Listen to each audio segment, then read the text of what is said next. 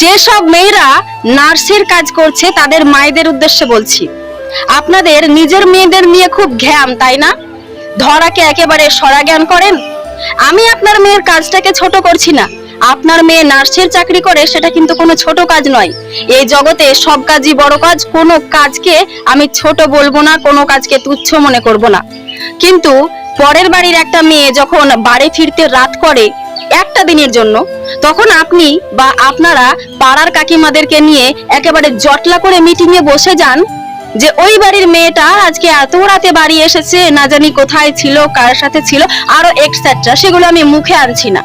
কিন্তু আপনার মেয়ে একটা নার্স, আপনার মেয়ে তো রাতের পর রাত বাড়ি ফেরে না, রাতের পর রাত সে নাইট ডিউটির কারণে বাইরে থাকে। তাহলে আপনি নিজের মেয়েটাকে কি করে ভালো বলছেন?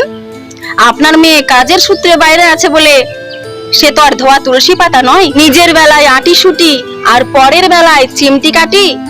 যেই নিজের মেয়ের কথা উঠবে, প্রসঙ্গ উঠবে, তখনই আপনি একেবারে ঝাঁপিয়ে পড়বেন যে এই আমার মেয়ের নামে কেউ কিছু বলবি না।